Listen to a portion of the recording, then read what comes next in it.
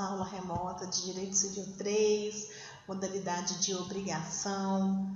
Vamos continuar o estudo das classificações das obrigações e para isso eu preciso que os senhores peguem um Código Civil, uma caneta, uma lapiseira, um lápis, um papel e vamos começar os estudos.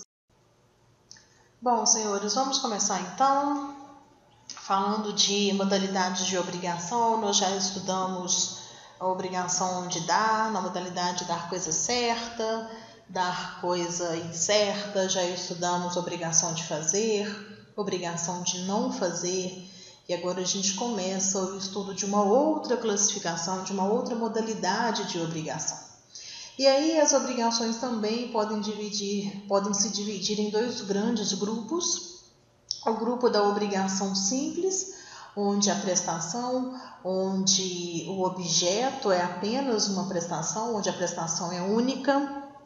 Um grupo da obrigação composta, onde há necessidade, onde há a existência de uma pluralidade de prestações. E aí, estudando então a modalidade de obrigação complexa, também chamada pela doutrina de obrigação composta, as obrigações elas são divididas em subespécies. Tratamos agora da obrigação na modalidade cumulativa. A obrigação cumulativa ela possui uma característica que é a necessidade de todas as prestações serem solvidas, sem exclusão de nenhuma delas. As prestações, ou seja, aquele objeto que compõe a relação jurídica, elas estão ligadas pela partícula E. Então, é como se fosse assim, eu tenho Caio, que deverá entregar a Tiago uma moto e uma bicicleta. Ambas as prestações precisam ser cumpridas. Eu não posso optar em entregar a moto, eu não posso optar por entregar apenas uma das prestações acordadas. Não posso porque eu estou diante de uma obrigação que ela é cumulativa. Uma outra classificação importante, interessante a se estudar é a obrigação alternativa.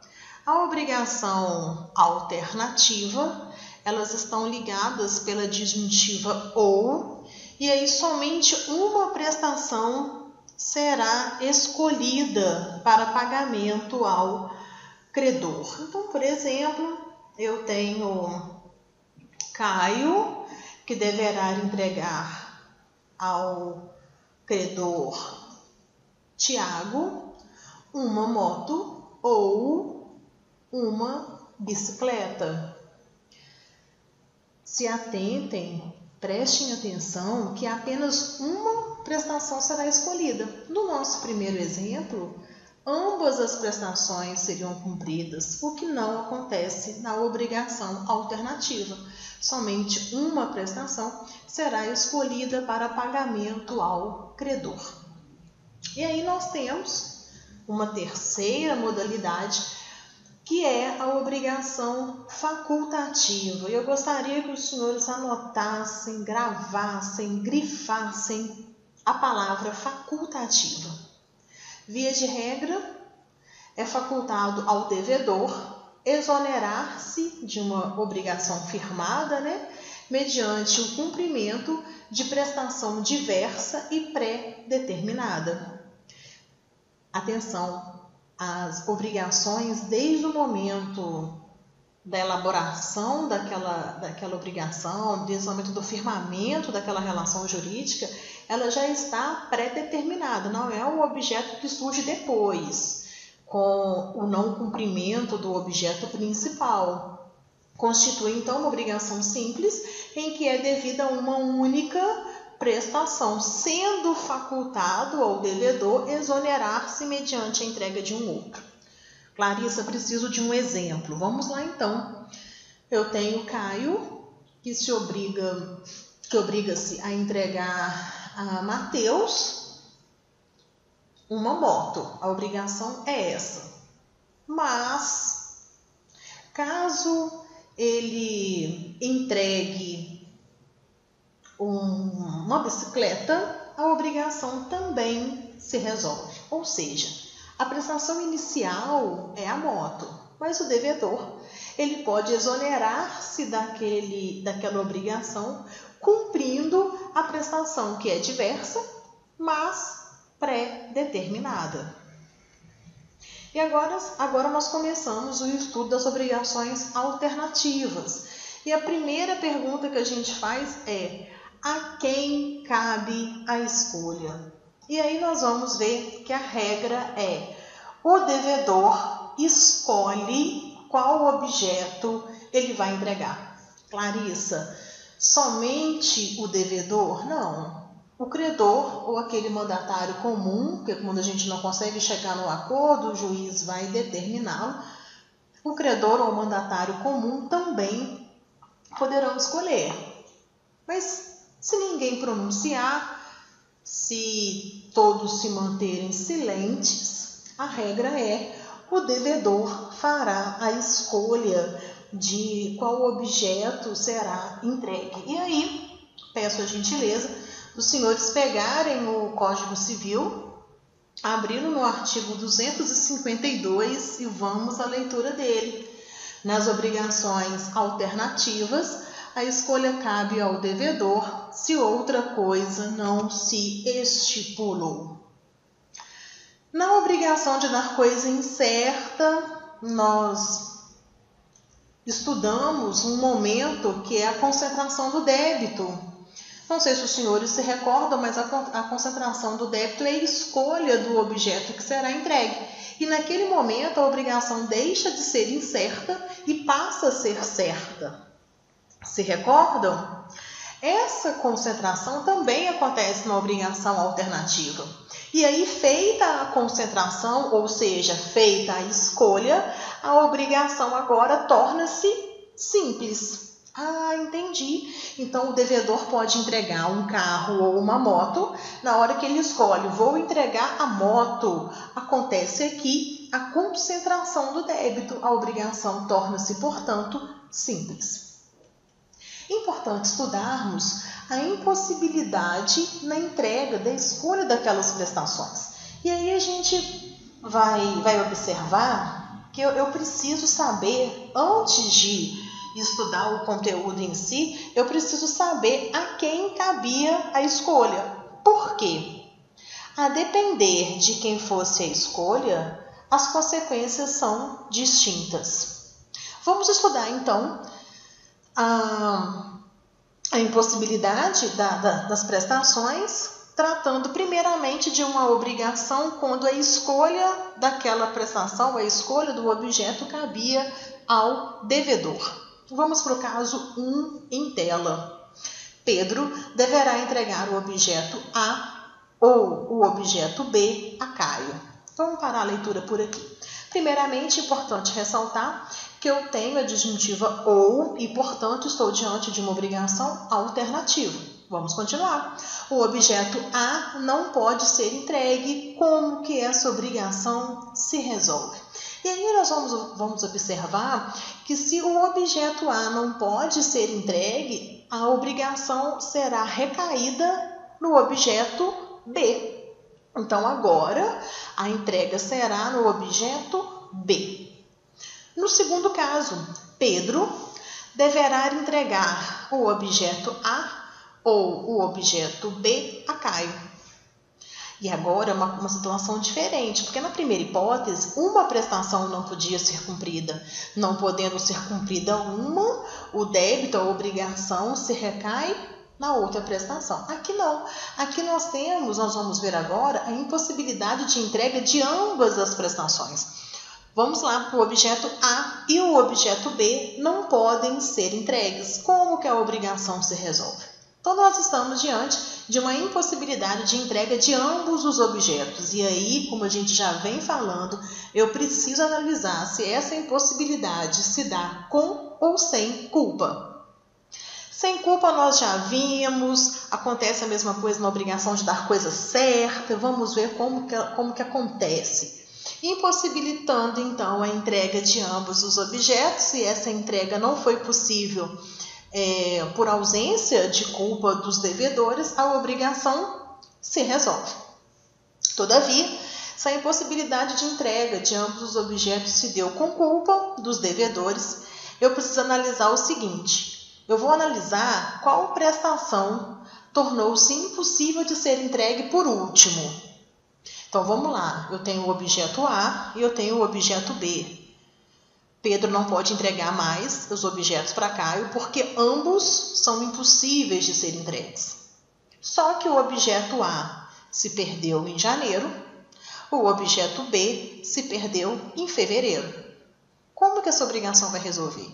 Eu vou pagar, Pedro na verdade, pagará o valor correspondente ao objeto B, porque ele foi o último objeto que se tornou impossível de ser entregue. E aí a gente já viu, essa obrigação não pode ser resolvida por culpa, haverá aqui a incidência de perdas e danos.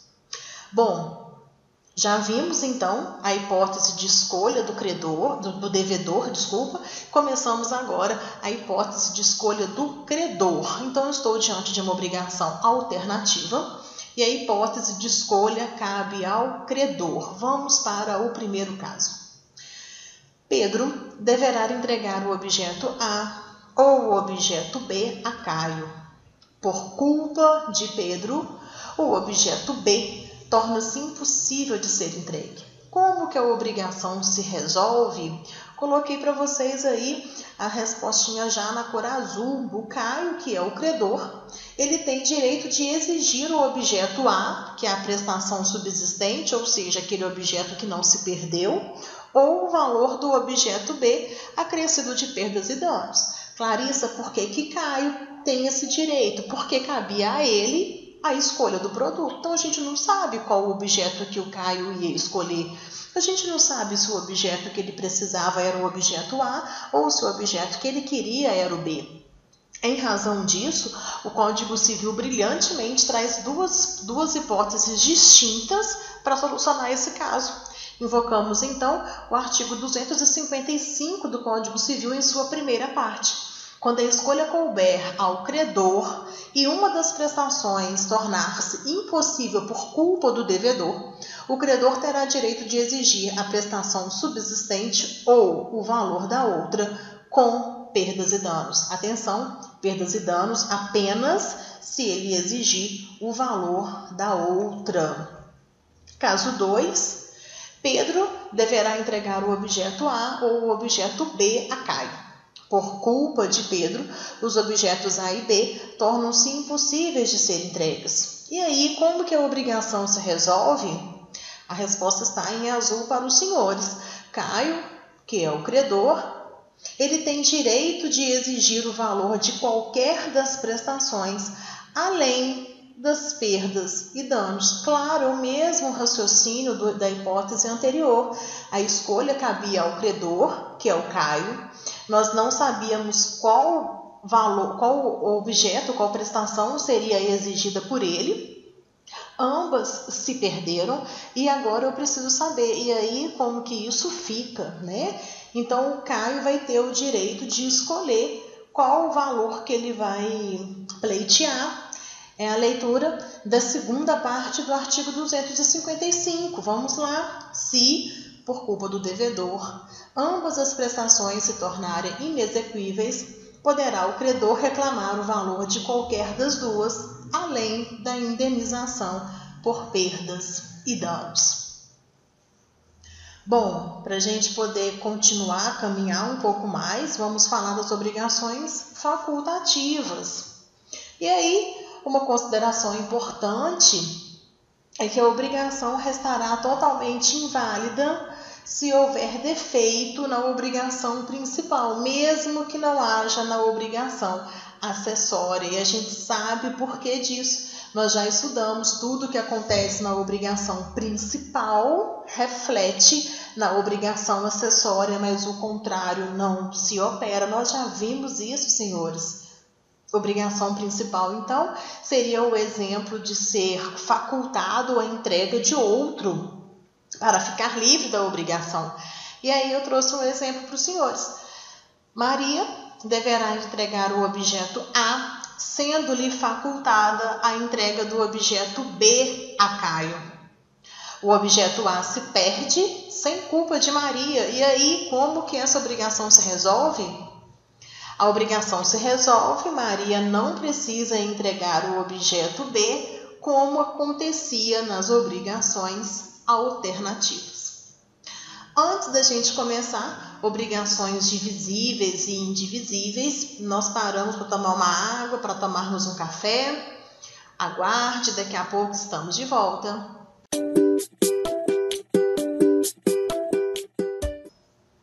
Senhores, estamos de volta do nosso intervalo. Vamos estudar então agora as obrigações divisíveis e indivisíveis.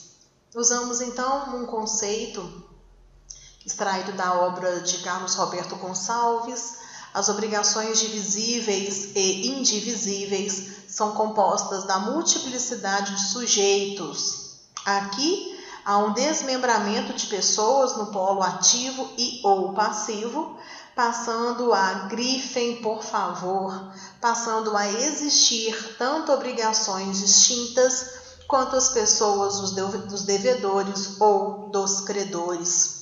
Usamos, portanto, a previsão legal constante no artigo 257 do Código Civil.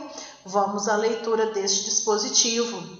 Havendo mais de um devedor ou mais de um credor em obrigação divisível, esta presume-se dividida em tantas obrigações iguais e distintas quanto os credores ou devedores.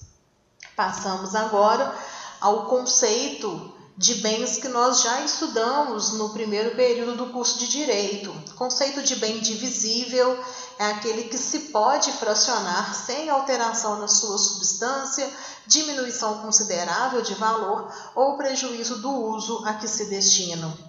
Conceituando o bem indivisível, de forma contrária, a contrário senso, bem indivisível é aquele que, ao ser fracionado, perde ou diminui a sua substância ou o seu valor. Estudamos, portanto, as espécies de indivisibilidade. Um bem, ele pode ser indivisível porque naturalmente é o que acontece com os animais, por exemplo. Uma indivisibilidade legal, porque a lei assim o determina. Trago como exemplo para os senhores o pagamento da pensão alimentícia, que ele, apesar de ser a pecúnia um bem, o dinheiro um bem naturalmente divisível, quando esse valor é destinado para uma prestação alimentar, verba alimentícia, existe uma indivisibilidade legal. Se a pensão vence no dia 10, eu tenho que pagar o valor todo em sua integralidade até o dia 10. E existe também uma indivisibilidade porque as partes assim manifestam o interesse, as partes assim querem. O artigo 258 do Código Civil traz o conceito de obrigação indivisível. A leitura dele é tranquila, acho que os senhores conseguirão fazer sozinhos em casa. E aí agora a gente precisa estudar o que acontece quando estas prestações, sejam elas divisíveis ou indivisíveis, possuem uma pluralidade de devedores. Vamos estudar pluralidade de credores, pluralidade de devedores, prestação divisível ou prestação indivisível. Senhores, muita atenção a partir de agora. Trouxe um exemplo para os senhores, onde eu tenho um credor, que ele deverá receber a importância de R$1.000. Eu tenho uma obrigação onde se existe uma pluralidade de devedores, devedor 1 e devedor 2. A insolvência do devedor 2 não aumentará a cota do devedor 1, eis que cada devedor só deve a sua cota parte. Como que essa obrigação se resolve? Eu vou contar para os senhores. O devedor 1 se desobriga quando ele entrega a sua cota parte, ou seja, nesse caso aqui 50%, de R$1.000 ao credor. Então, quando o devedor 1 chega lá na casa do credor e entrega para ele os R$500, ele sai dessa relação jurídica, ele fica desobrigado. Clarissa, mas o devedor 2 fica compelido também ao pagamento dos outros R$500. Mas vamos supor que o devedor 2 esteja em mora, esteja em atraso, esteja inadimplente. O credor não pode cobrar os R$500 que deveriam ser pagos pelo devedor 2, o credor não pode cobrá-los do devedor 1, porque o devedor 1 já pagou a sua cota à parte, já saiu dessa relação jurídica. Ele sai e agora a relação jurídica fica entre o credor e o devedor 2. Isso é a interpretação da inteligência do artigo 257 do Código Civil, havendo mais de um devedor ou mais de um credor em obrigação divisível. Esta presume-se dividida em tantas obrigações iguais e distintas, quantos os credores ou devedores. Ainda havendo uma pluralidade de devedores, pode-se existir uma prestação que agora ela passa a ser indivisível. Senhores, o objeto é indivisível, ou seja, ele não pode ser fracionado sem prejuízo de sua substância, diminuição de valor e etc. Prestem atenção, embora concorram várias pessoas, cada credor tem direito de reclamar a prestação por inteiro e cada devedor responde também pelo todo. Mas prestem atenção, porque a gente pode confundir isso com obrigação solidária, que nós vamos estudar na próxima aula. Atenção! O credor tem direito de exigir a prestação por inteiro porque a prestação é indivisível. A gente não falou aqui de solidariedade. Então, o devedor 1 pode ser obrigado a entregar o veículo X ao credor, e assim acontecerá, porque ele é responsável pela dívida toda, não por ser uma obrigação solidária, mas em decorrência da natureza da prestação, do objeto. Por ser um objeto indivisível, como que essa obrigação se resolve? O devedor 1 vai lá, entrega para o credor, depois cobra a sua cota à parte, cobra a cota à parte do devedor 2. Vamos supor, então, que esse veículo custe R$10.000. Devedor, no mundo ideal, como que seria feito? Devedor 1 dá 5.000, devedor 2 dá 5.000, eles vão lá juntos, compram um veículo de 10.000 e entregam para o credor. Todavia, chegou o dia do vencimento, o devedor 2 não apareceu, o devedor 1 pega o carro, compra o carro sozinho e entrega o carro ao credor. Resolveu a obrigação dele com o credor. E agora ele pode cobrar os 5.000 do devedor 2. Leitura do artigo 259 do Código Civil. Se, havendo 2 ou mais devedores, a prestação não for divisível, cada um será obrigado pela dívida toda. Acontece aqui um fenômeno que a gente chama de subrogação, e a gente usa uma expressão que está até em destaque na tela dos senhores. Subroga-se nos direitos de credor. Então, a subrogação surge quando o devedor paga pela quantia superior à sua cota. 259, parágrafo único, vamos à leitura dele. O devedor que paga a dívida subroga-se no direito do credor em relação aos outros coobrigados. Coloquei o exemplo para os senhores, então, se o devedor 1 sozinho realizar a entrega do veículo ao credor, a obrigação se resolve. Todavia, o devedor 1 subroga-se nos direitos de credor e, portanto, pode demandar em face do devedor 2 para cobrá-lo a sua cota à parte. Por enquanto, tranquilo, caminhamos juntos. Agora a gente estuda o Instituto da Pluralidade de Credores. Então, nós temos sujeitos plúrimos na relação no polo ativo. Vamos lá. Tem o credor 1 e o credor 2. que eles deverão receber R$2.000 de um devedor. Como que essa obrigação se resolve? Eu tenho uma prestação divisível? Sim. O que é o ideal, então? Que o devedor 1 entregue R$1.000 ao credor 1 e que ele entregue R$1.000 ao credor 2, certo? A obrigação dele se resolve quando ele entrega a cota à parte a cada um dos seus, a inteligência dos artigos que nós já lemos anteriormente. Exemplo de baixo, que está em destaque numa cor mais roseada, né? Rosada.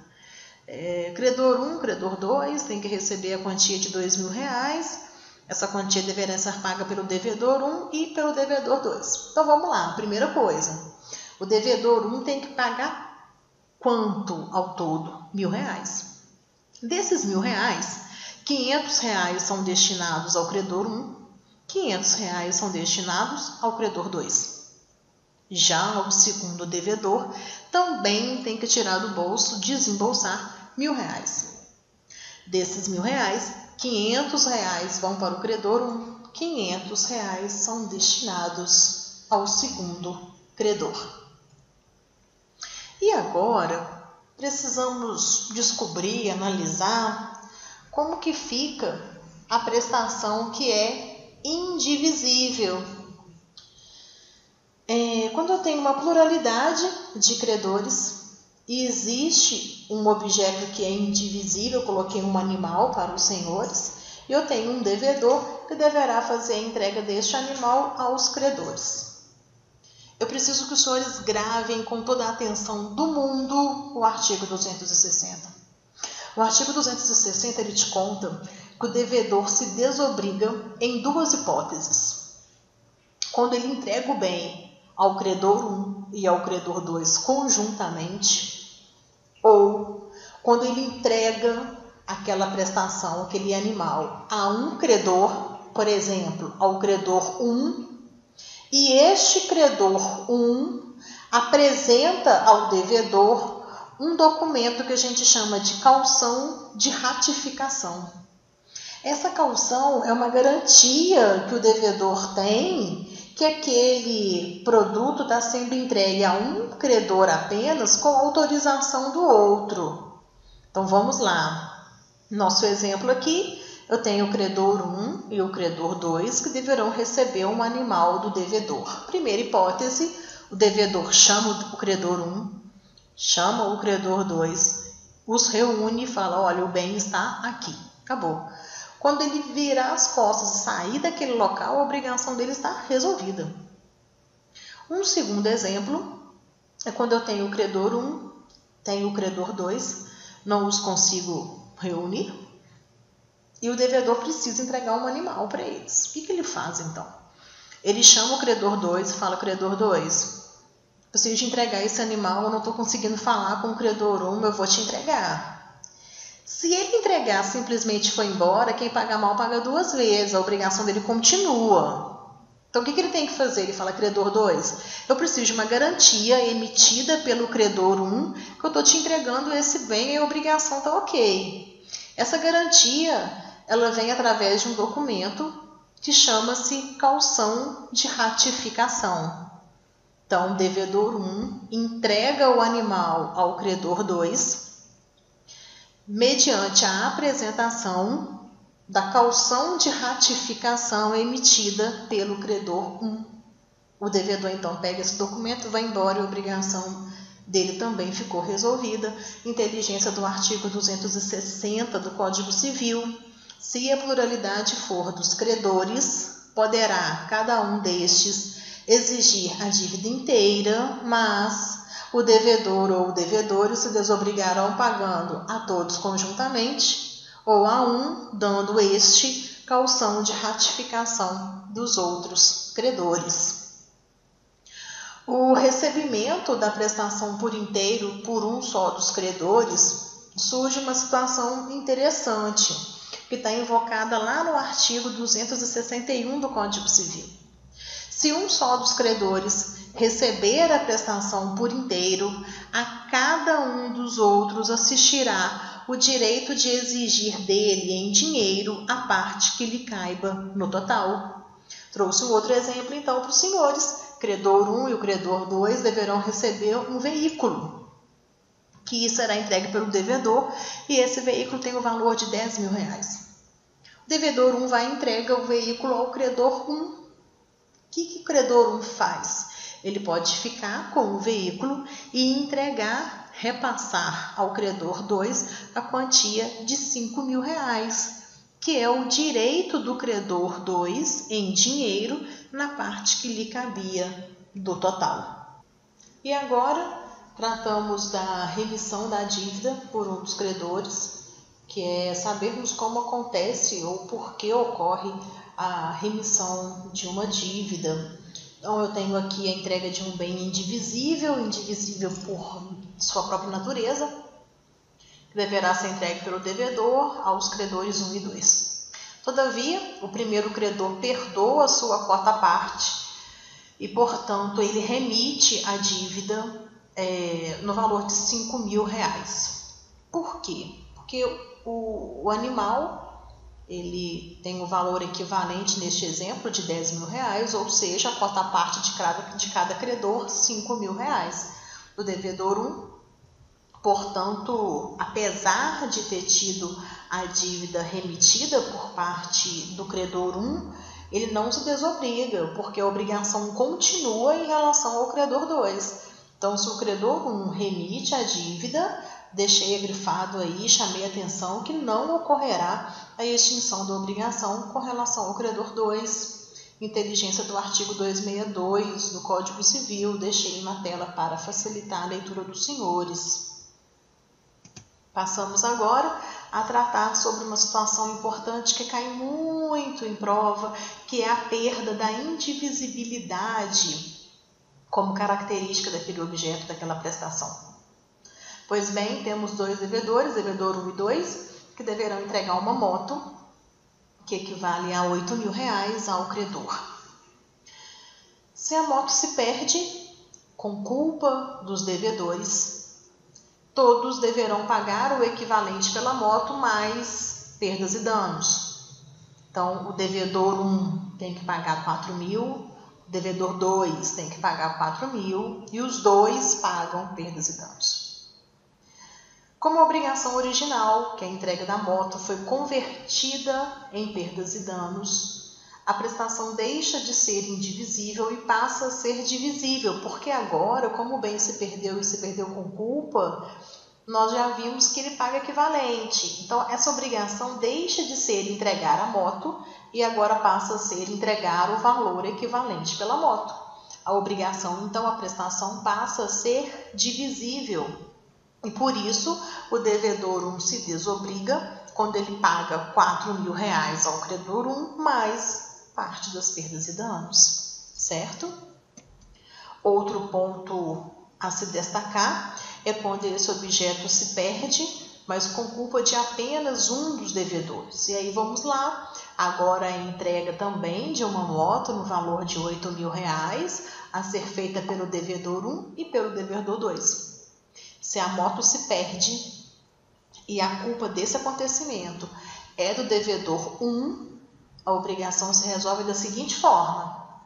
O devedor 2 ele continua sendo obrigado a pagar aquela parte que lhe competia, ou seja, R$4.000. Não é o fato do objeto se perder que a obrigação dele termina. Então, ele paga R$4.000, que é metade de R$8.000, ao credor. O devedor 1, por sua vez, paga a sua quota à parte, ou seja, R$4.000 ao credor. Mas nós falamos que tem culpa e a gente já viu que se tem culpa, tem perdas e danos. Mas vamos lá. Quem agiu com culpa? O devedor 1. Então, perdas e danos apenas sendo de responsabilidade do devedor 1. Como a culpa da perda do objeto foi dele, ele deverá pagar as perdas e danos sozinho. Inteligência do artigo 263, no parágrafo 2º. Senhores, terminamos por aqui o nosso encontro. Provavelmente nossa próxima videoaula será um pouco menor. Deixo aí minhas páginas no Instagram, deixo o meu canal no YouTube para os senhores se inscreverem e nos encontramos numa próxima oportunidade. Muito obrigada.